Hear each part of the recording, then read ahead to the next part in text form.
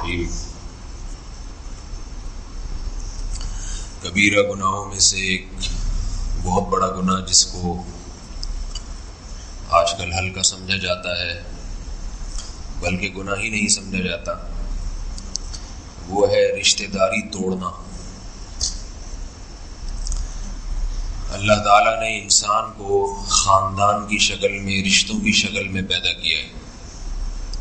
کوئی بھی دنیا میں ایسا نہیں جس کا کوئی رشتہ دار نہ ہو،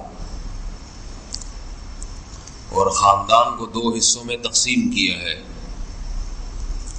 ایک ددیال ننیال والا خاندان اور ایک سسرال والا خاندان۔ هو الذی خلق من الماء بشرا فجعله نسبا وصہرا، فرمایا اس نے ایک پانی سے انسان کو بنایا اور اسے نسب والا اور سسرال والا بنا دیا۔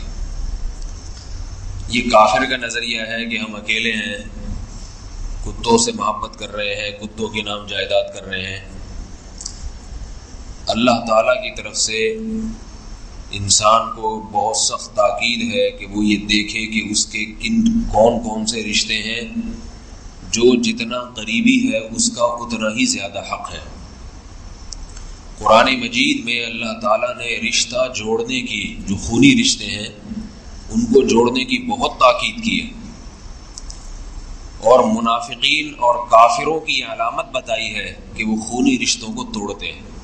الذین ينقضون عہد اللہ من بعد میثاقہ ویقطعون ما امر اللہ بہ ان یوصل، فرمائیے منافق اور کافر لوگ اللہ سے کیے ہوئے عہد کو بھی توڑتے ہیں اور اس رشتہ داری کو بھی توڑتے ہیں جس کو جوڑنے کا اللہ نے حکم دیا ہے۔ اس کو صلہ رحمی کہا جاتا ہے قرآن حدیث کی زبان میں، رحم رشتے کو جوڑنا۔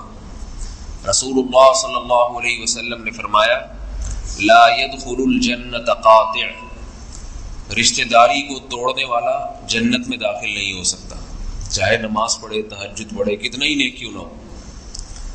اور فرمایا الرحم معلقۃ بالعرش یقول من وصلنی وصلہ اللہ ومن قطعنی قطعہ اللہ۔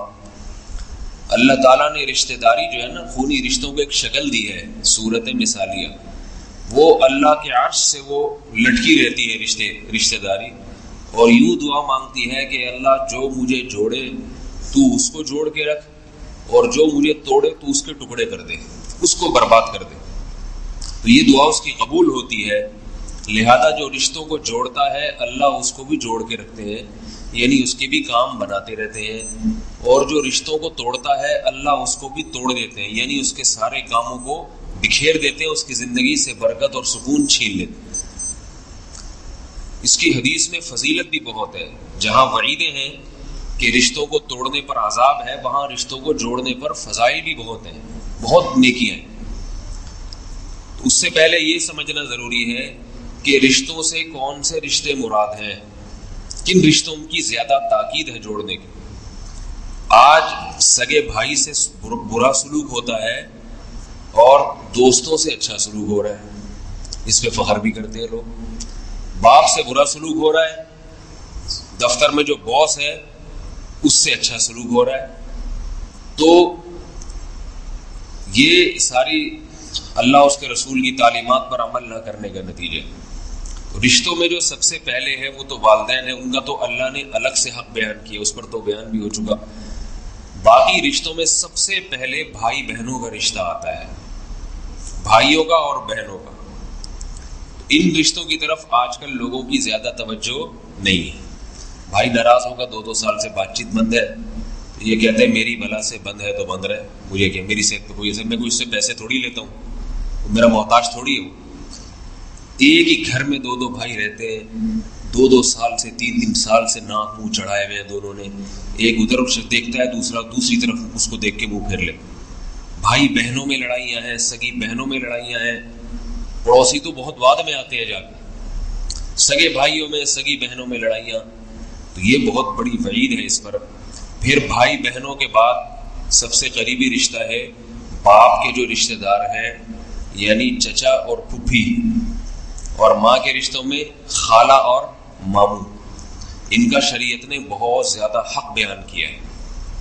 یہ محرم رشتوں میں آتے ہیں، ان کا پردہ نہیں ہے ایک دوسرے سے. پھوپھی کا اپنے بھتیجے سے پردہ نہیں ہے، چچا کا اپنی بھتیجی سے پردہ نہیں ہے، ماموں کا اپنے بھانجے سے پردہ نہیں ہے، اور خالہ کا ماموں کا اپنی بھانجی سے اور خالہ کا اپنے بھانجے سے. تو یہ بھی خونی رشتوں میں ہے کہ زیادہ قریب ہیں ایک دوسرے کے، تو ان کا دوسروں کی نسبت زیادہ خیال ہے. باپ کے رشتوں کا وہی احترام ہے جو باپ کا ہے، اور ماں کے رشتوں کا وہی احترام ہے جو ماں کا. اللہ کے رسول صلی اللہ علیہ وسلم نے فرمایا الخالۃ بمنزلۃ الام، خالہ بھی ماں ہی کی طرح ہوتی ہے، خالہ بھی ماں کی طرح ہوتی ہے. لوگ کئی عرصہ سال گزر جاتے ہیں، ان رشتوں سے ملے نہیں ہوتے، ملاقات نہیں کی ہوتی. ایک مرتبہ حضرت ابو ہریرہ رضی اللہ تعالی عنہ کسی مجلس میں بیان فرما رہے تھے. ان کا معمول تھا روز ہر ہفتے جمعرات کے دن بیان کرنے کا. لوگ آپ کے حلقے میں درس میں بیٹھے ہوئے تھے، تو آپ نے فرمایا کہ اگر کوئی ہماری مجلس میں ایسا ہے جو رشتہ داری کو توڑتا ہے تو وہ اس مجلس سے چلا جائے، کیونکہ اللہ کے نبی نے فرمایا کہ جس مجلس میں رشتوں کو توڑنے والا بیٹھا ہوتا ہے اس میں اللہ کی رحمت نازل نہیں ہوتی. ایک نوجوان اٹھا، گھر گیا اور اپنی پھوپھی سے 2 سال سے بات چیت بند کی بھی تھی اس نے، 2 سال سے. تو اپنی پھوپھی کو منانے کے لیے چلا گیا ان کے پاس. جب اس کی پھوپھی نے دیکھا کہ 2 سال کے بعد میرا بھتیجا مجھ سے ملنے کے لیے آ رہا ہے تو وہ بڑی حیران ہوئی اور تعجب سے پوچھا کہ بھائی یہ کیسے؟ تو اس نوجوان نے کہا کہ حضرت ابو ہریرہ صحابی رسول رضی اللہ تعالیٰ عنہ سے میں نے یہ حدیث سنی، یہ بات سنی، تو مجھے بڑی شرم آئی کہ میری وجہ سے اس مجلس پر اللہ کی رحمت نازل نہ ہو، تو میں آپ سے معافی مانگنے کے لیے آیا ہوں. میں آپ سے جو ہے نا، غلطی کس کی بھی ہو، میں آپ سے معذرت کرنے کے لیے آیا ہوں. تو تھوڑا سا انسان اگر چھوٹا بن جائے، ہوتا یہ ہے کہ انسان اپنی ناک اونچی رکھنے کی کوشش کرتا ہے کہ میں معافی کیوں مانگوں، میں کیوں مانگوں معافی. دوستوں میں تو ناک نیچی کر لے گا، اس سے مفاد ہوتے ہیں، اس کی بھی غلطی ہوگی پھر بھی تھوڑے دنوں میں بنا لے گا اس سے، چھوڑو یار ختم کرو، چلو میں معذرت کر لیتا ہوں. رشتوں میں معافی نہیں مانگتا. اللہ کے رسول صلی اللہ علیہ وسلم نے فرمایا رشتے جوڑنے والا وہ نہیں ہے کہ من قطعتہ، کہ جو تم سے کٹے تم اس سے کٹو، جو جڑے تم اس سے جڑو. یہ تو ہر ایک ہی جڑ جاتا ہے، جو آپ سے جڑے گا آپ اس سے جڑ جائیں گے. فرمایا صلہ رحمی کرنے والا وہ ہے من قطعک وصلتہ، جو کٹے تم سے تم اس سے جڑنے کی کوشش کرو. یہ اس کا حق ہے کہ اگر وہ کٹنے کی کوشش کر رہا ہے تو بھی تم اسے منا کے کسی طرح اپنے آپ سے جوڑ لو کہ بھائی یہ بھائی ہے، سگا بھائی ہے، سگی بہن ہے، والد صاحب کے بھائی ہے، والد صاحب کی بہن ہے، خالہ ہے، جو ہے وہ ماموں ہے. تو یہ ایسے رشتے ہیں کہ اگر یہ کٹنے کی کوشش بھی کر رہے ہیں تو ان کو منا لو، ان کو جوڑ لو اللہ کو راضی کرنے کے لیے، کیونکہ یہ اللہ کی رضا کے بغیر یہ کام ہو نہیں سکتا. آج صرف اسی کو جوڑا جاتا ہے جس کے سے پیسے ملنے کی امید ہو، جس سے کوئی مالی مفاد ہو نا، اس کے سامنے تو ناک رگڑنے کے لیے بھی تیار ہو جائیں گے، ذلیل ہو جائیں گے اس کے سامنے، اپنی عزت کو بیچ دیں گے، اپنی غیرت، اپنی حمیت، اپنا وقار سب ختم کر دیں گے. یہ بھکاریوں کو دیکھو دولت کی خاطر کیسے اپنے چہرے کو ذلیل کرتے ہیں سب کے سامنے، کیسے ذلیل کرتے ہیں. اگر یہ اللہ کی رضا کے لیے اپنے آپ کو ذلیل کرتے ہیں کسی کے سامنے، اللہ کے لیے، تو پھر کتنا بڑا مقام ہو جاتا ہے ان کا اللہ کی نظر میں. لیکن اللہ کے لیے ذلیل نہیں، پیسوں کے لیے انسان اپنے چہرے کو ذلیل. تو ان سے سبق حاصل کرنا چاہیے. دیکھو یہ دولت کے لیے کیسے مسجدوں کے دروازوں پہ ہٹے کٹے ہو کے بھی کھڑے ہوتے ہیں، ذلیل کر رہے ہوتے ہیں. تو اگر ہم اللہ کو راضی کرنے کے لیے کسی رشتہ دار کے سامنے تھوڑا سا ذلیل ہو جائے، چھوٹے بن جائے کہ بھائی میں چھوٹا تو بڑا، میری غلطی تھی تیری غلطی نہیں تھی، مجھ سے غلطی ہو گئی معاف کر دے، اور یہ دل میں سوچے کہ اس کا اجر مجھے کون دے گا؟ اللہ دے گا. تو اس سے کتنا بڑا فائدہ حاصل ہو جائے گا. اللہ ایسی چیزوں پہ بہت اجر دیتے ہیں. حدیث میں آتا ہے ایک شخص کا تذکرہ رسول اللہ صلی اللہ علیہ وسلم کے سامنے کیا گیا، یا وہ صحابی خود حاضر ہوئے کہ میرا بھائی ہے، میں اس کو منانے کی کوشش کرتا ہوں، حتی الامکان اس سے جڑنے کی کوشش کرتا ہوں، لیکن وہ پھر بھی نہیں جڑتا. تو آپ صلی اللہ علیہ وسلم نے فرمایا، حدیث کا مفہوم ہے، پورے الفاظ مجھے یاد نہیں، کہ تم جنت کما رہے ہو اور وہ جہنم کا ٹکڑا اپنے لیے خرید رہے ہیں. کیونکہ اس کوشش کے باوجود بھی وہ اگر نہیں جڑتا تو وہ سوائے آگ کے اپنے لیے اور کوئی سامان پیدا نہیں کرتا۔ تو یہ بہت بڑا حق ہے۔ آج کل ناراضگیاں چلتی ہیں اور جو ہے وہ کوئی وہی نہیں ہوتا، ایک دوسرے سے منہ پھیرتے ہیں، ایک دوسرے کے خلاف غیبتیں، ایک دوسرے کو لڑوانا۔ تو اللہ تعالیٰ نے انسان کو چونکہ خاندان کی شکل میں، فیملی کی شکل میں پیدا کیا، تو اللہ یہ چاہتے ہیں کہ یہ جڑ کے رہے خاندان، اور چونکہ جڑنے سے پھر اولاد کی تربیت اچھی ہوتی ہے، خاندانی لوگ پیدا ہوتے ہیں اس سے۔ پہلے لوگ ہوتے تھے نا کہ رشتہ بھیجنے سے پہلے دیکھتے تھے بھئی یہ لڑکا خاندانی ہے یا نہیں ہے، اور لڑکے والے یہ دیکھتے تھے کہ لڑکی خاندانی ہے یا نہیں۔ آج کل یہ خاندان واندان سب تیل ہو گیا ہے، دیکھتے ہیں دولت ہے یا نہیں، پیسہ ہے کہ نہیں ہے۔ خاندان چاہے چرسیوں کا خاندان ہو، ہیروئنچیوں کا ہو، اس سے کوئی غرض نہیں، پیسہ کتنا کماتا ہے۔ لڑکی کا بھی یہ دیکھا جاتا ہے پیسہ کماتی ہے کہ نہیں، ڈاکٹر ہو، انجینئر ہو، باقی خاندان گیا، وہ کہتے ہیں نا عام بازاری زبان میں، خاندان گیا تیل لینے، کہتے ہیں خاندان گیا تیل لینے۔ پھر وہ آگے جب دولتیاں لگاتی ہے، پیسے تو مل جاتے ہیں مگر سکون نہیں ملتا۔ تو اللہ چاہتے ہیں کہ جڑ کے رہا جائے اس طریقے سے خاندانوں کی شکل میں۔ اور اس کی جلدی واقعات ایک دو سنا دیتا ہوں کہ صحابہ کرام کس طرح سے صلہ رحمی کرتے تھے۔ صلہ رحمی میں ایک چیز کا خیال کرنا چاہیے، آپ نے اپنی طرف سے کسی رشتے دار کو جوڑنے کی کوشش کر لی، پھر بھی نہیں جڑ رہا، اپنی پوری کوشش کر لی پھر بھی نہیں جڑ رہا، تو پھر حدیث سے ثابت ہے کہ پھر آپ کو گناہ نہیں ملے گا، پھر اس کو اپنے حال پہ چھوڑ دیا، کیونکہ پھر بھی اگر زیادہ پیچھے پھریں گے نا تو پھر فساد مچانا شروع کر دیتا ہے، پھر وہ جڑیں کاٹنا شروع کر دے گا اور کچھ الٹا نقصان نہ پہنچائے۔ تو اپنی طرف سے پوری کوشش کر لی جائے، پھر بھی نہیں ملتا تو پھر اس کا معاملہ اللہ پہ چھوڑ دیا جائے۔ تو دوسری بات یہ کہ اچھا پھر اس میں جو ہے نا خالہ، چچا، ماموں، پھپھی، ان کے بچے جن کو کزن کہا جاتا ہے، چچا زاد بھائی، چچا زاد بہن، خالہ زاد بھائی، خالہ زاد بہن، پھوپھی زاد بھائی، پھوپھی زاد بہن، ماموں زاد بھائی، ماموں زاد بہن، یہ رشتے ہیں، ان کا بھی اللہ نے بڑا مقام رکھا ہے۔ صحابہ ان کے ساتھ بھی صلہ رحمی کیا کرتے تھے، ان کے ساتھ بھی بہت اچھا سلوک کیا کرتے تھے، اور اس میں شریعت نے مسلمان اور کافر کی قید بھی ہٹا دی ہے۔ کوئی رشتہ دار اگر کافر ہے اس کے ساتھ بھی صلہ رحمی کا شریعت نے حکم دیا ہے۔ آپ صلی اللہ علیہ وسلم کی زوجہ حضرت صفیہ، ان کا خاندان یہودی تھا، تو آپ نے اسلام قبول کیا، خاندان نے نہیں کیا، اسلام قبول کیا، پیغمبر کی زوجہ بنی، تو پھر کیا کرتی تھی، اپنے رشتہ داروں کو ہدیے بھیجا کرتی تھی، یہودیوں کو۔ کسی نے حضرت عمر خلیفۃ المسلمین تھے، ان سے آ کے شکایت لگا دی کہ ان کے یہودیوں سے تعلقات ہیں، اسرائیل سے تعلقات ہیں ان کے، شکایت لگائی کہ یہ یہودیوں سے جو ہے نا اسلام دشمنوں سے ان کے تعلقات۔ حضرت عمر نے فوراً بلوا لیے کہ بھائی کیا اسرائیل سے تعلق، اسرائیل تو میں کہہ رہا ہوں ویسے یہودیوں سے تھے، تو یہودیوں سے، تو انہوں نے فرمایا کہ میری ان سے رشتہ داری ہے اور میں صلہ رحمی کرتی ہوں، رشتہ دار یہودی ہیں سارے، تو میں ان سے اچھا سلوک کرتی ہوں۔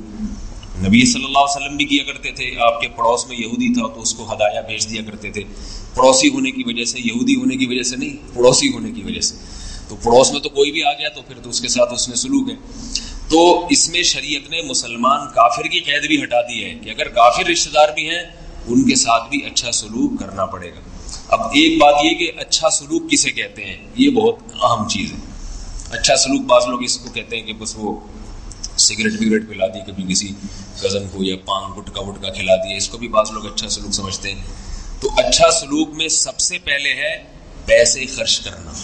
یہ میں اس لیے بتا رہا ہوں کہ سب کچھ کر لیں گے، گلے مل لیں گے اپنے چچا زاد بھائی سے عید کے دن 25-30 دفعہ اس سے گلے مل لیں گے اچھی طرح، بہت پیسہ نہیں نکلے گا جیب سے، پیسہ نہیں۔ اور قرآن کو آپ دیکھ لیں، اگر الحمد سے لے کے والناس تک قرآن پڑھیں، جہاں بھی رشتہ داری کا ذکر ہے، احادیث دیکھ لیں، رشتہ داری جوڑنے کے لیے پیسے خرچ کرنے کا تذکرہ ملے گا، کیونکہ پیسے سے جتنے اچھے تعلقات پیدا ہوتے ہیں کسی اور چیز سے نہیں ہوتے۔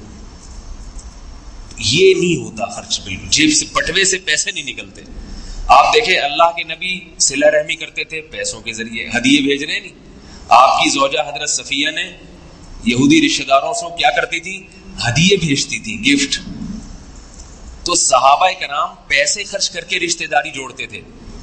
حضرت ابو طلحہ رضی اللہ تعالی عنہ نبی صلی اللہ علیہ وسلم کے پاس آئے. صحیح بخاری کی حدیث ہے. قرآن مجید کی آیات نازل ہوئی لن تنالوا البر حتى تنفقوا مما تحبون کہ تم نیکی کی حقیقت کو اس وقت تک نہیں پہنچ سکتے جب تک محبوب چیز اللہ کی راہ میں خرچ نہ کرو. کچھ اللہ کے لیے کوئی اپنی پسندیدہ چیز نکالو. صحابہ تو جیسے کوئی آیت نازل ہوتی فوراً کہ بھائی اس پر عمل کریں. تو حضرت ابو طلحہ انصاری رضی اللہ تعالیٰ عنہ نبی کے پاس آئے. یا رسول اللہ، اللہ نے تو کہا ہے کہ محبوب چیز خرچ کرو، اور میری محبوب چیز میرا باغ ہے. بیرحاش شاید نام تھا اس کا. پورا باغیچہ. پہلے اس وقت عرب میں پانی بھی کم تھا، باغ بنانا آسان کام نہیں تھا. یوں سمجھ لے جیسے آج طارق روڈ پہ کسی کا چلتا ہوا کاروبار ہو، چلتا ہوا بزنس طارق روڈ پہ، یوں سمجھ لیں. تو اللہ کے نبی نے فرمایا بخن بخن واہ واہ ذاک مال رابح، یہ تو بڑا قیمتی مال ہے، بڑا قیمتی مال. سوچے کتنا قیمتی ہوگا جس کو نبی کہہ رہے. عرض کیا یا رسول اللہ میں اسے اللہ کی راہ میں صدقہ کرنا چاہتا ہوں، کس کو دوں؟ آپ نے فرمایا اپنے چچا زاد بھائیوں کو دے دو. کس کو دے دو؟ اپنے چچا کے بیٹوں کو دے دو. تو انہوں نے وہ باغیچہ باغ کس کے حوالے کر دیے. تو دیکھو اللہ کے نبی نے رشتہ داری جوڑنے کے لیے ان کو باغ خرچ کرنے کا حکم دیا کہ اس میں باغ بھی ہو جائے گا اور چچا زاد بھائی خوش بھی ہو جائیں گے. جب ہوں گے تو آپس میں ساری زندگی پھر کبھی دوستی ختم نہیں ہوگی. کبھی ان کو خیال آئے گا نا کوئی جھگڑا ہوگا، بھائی کیسے ختم کرے، پورا باغ اس کا دیا ہوا ہے، یہ جو کھجورے کھا رہے ہیں، انگور کھا رہے ہیں یہاں بیٹھ کے، یہ سارے چچا زاد بھائی نے تو دیے تھے. بار بار رہ رہ کے خیال آئے گا. آج کل تو نہیں آتا، 6 دکانیں بھی طارق روڈ کی پکڑاتے، پی کے بیٹھ جائے گا آرام سے تھوڑے دن. لیکن بہرحال اپنی طرف سے آپ کا فرض تو ادا ہو جائے گا نا. تو اللہ کے نبی نے رشتہ داری جوڑنے کے لیے کیا حکم دیا؟ پیسے. پیسے. تو بہن کوئی بیوہ ہے، کوئی طلاق یافتہ گھر میں بیٹھی ہوئی ہے، خرچ کرے اس کے اوپر. لوگ ایک بوجھ سمجھتے ہیں، مصیبت آ گئی، بھگاتے ہیں اپنے گھر سے، جاب کرو جا کے. ہم نے شادی کر کے رخصت کر دیا تھا، اب ساری زندگی کی ٹینشن ہم نے نہیں لی ہے، اب جاب کرو جا کے. نہ اس کے بچوں پہ خرچ کریں گے، نہ بہن پہ خرچ کریں گے، اور اس کو جاب کروائیں گے کہ تم جاب کرو، اپنا کماؤ، اپنے بچوں کا. ہم سے پیسے نہیں مانگنا، کیونکہ ہم نے اگر پیسے خرچ کیے تو ہمارے جیب میں پیسے کم ہو جائیں گے. تو میرے بھائی یہ یہودی کی سوچ ہے کہ پیسے خرچ کرنے سے کم ہوتے ہیں. اسلام نے ہمیں یہ سوچ نہیں دی ہے. اللہ نے بار بار قرآن میں کہا ہے وَمَا أَنفَقْتُم مِّن شَيْءٍ فَهُوَ يُخْلِفُهُ. اللہ جہاں خرچ کرنے کا حکم دے رہا ہے، اگر کرو گے تو اللہ واپس لوٹائے گا، غریب نہیں کرے گا اللہ. اس لیے اللہ نے تھوڑی خرچ کرنے کا حکم دیا ہے کہ کرو گے تو پھر کل تمہیں بھوکا رکھے گا. وہ کسی کنویں کا پانی ہے، جتنا نکلے گا تازہ پانی اس میں آ جائے گا، کھڑا رہے گا پانی تو سڑتا رہے گا. وہاں پہ دیکھنے میں لگے گا کہ کم نہیں ہو رہا، لیکن اس پانی میں سڑان پیدا ہو جائے گی، جراثیم پیدا ہو جائیں گے. تو جو آدمی اللہ کے لیے خرچ نہیں کرتا اس کے پیسوں میں جراثیم پیدا ہو جاتے ہیں، اس کے پیسوں سے برکت چھین لی جاتی. اگر کوئی غریب بھائی ہے، ایک بھائی کو اللہ نے دولت زیادہ دے دی ہے، دوسرا غریب ہے، تو تھوڑا اس کو کبھی لفافے میں ڈال کے تھوڑے سے پیسے پارسل کر دی، بھائی یہ لے تو 10,000 میری طرف سے ہدیہ. جیسے ایک مثال دے رہا ہوں، آپ 10 لاکھ دے دیں، 10,000 دے دیں، 100 دے دیں، جس کی جو ہے. تو اس میں خلاصہ یہ کہ سب سے پہلی چیز کیا ہے رشتہ داری جوڑنے میں؟ پیسہ. پیسہ ایسی بہترین ایلفی ہے کہ ایلفی سے بنی ہوئی چیزیں پھر بھی ٹوٹ جاتی ہیں، پیسے سے جو چیزیں جڑتی ہیں نا. آج کل تو ویسے بھی پیسے کی محبت بہت ہے، پیسے دیکھ کے 100 اتنے سارے نوٹ آئے ہیں، دل باغ باغ ہو جاتا ہے. تو سب سے